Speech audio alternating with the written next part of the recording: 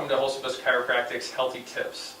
Today we wanted to talk a little bit about raised vegetable gardens and the organic vegetables that they produce. Organic vegetables are typically going to be your best vegetables you're going to have because it's going to have less likely of a chance of any pesticides or herbicides or any other toxins that you might get with conventional farmed produce.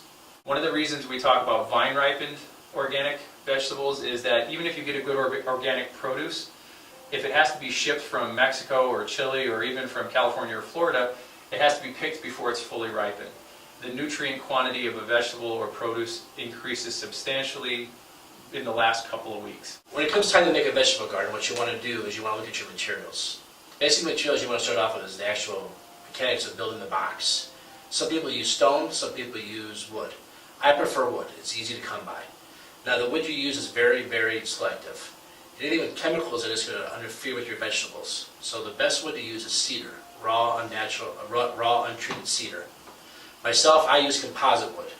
Basically, I only want to do it once, so I use composite wood.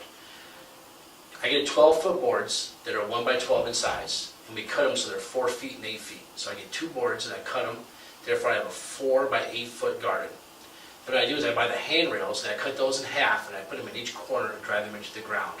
And that's how I structurally make my vegetable gardens. So when you're talking about the soil you want to use, I'm going to talk about the soil that I use for my 8 by 4 gardens. I started off with 3 5-pound bags of mushroom compost. Mushroom compost is a really natural thing to help fertilize the soil and get the right pH levels. Next thing I'll use is 3.8 cubic feet of peat moss. The peat moss is really good for moisture and keeping the weeds down. The next thing I'll use is what they call chicken poop over at Rock Valley Gardens. Basically manure, chicken manure, in order to get the right chemicals in the soil to make the plants really grow nicely. Then what I'll do is I'll top off each other one with 12 bags of organic topsoil. Now if you have a good source of nice clean black dirt, go ahead and use that.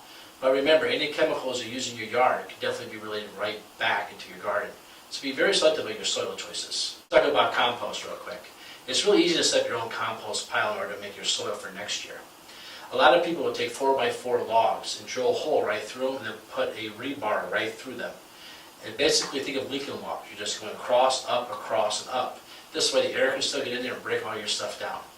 Now when you make a compost pile, it's okay to use lawn clippings, it's okay to use stuff around the yard, but just remember again, the chemicals you put in your grass will end up in your soil, which will end up in your garden. In my house, what we use a lot for the compost pile is last year's garden. So last year's garden becomes the soil and nutrients for this year's garden. Don't be afraid to put scraps from your kitchen table in there also. Not so much meat, but go ahead and put your banana peels in there, your eggshells, and your cores from your apples. Again, the more organic stuff you start off with, the better your soil becomes. We hope this health tip we brought you today gets you started on organic gardening and getting your family to eat healthier. Please check back in weekly to check any new videos that we posted on our new and upcoming health tips. Have a great day.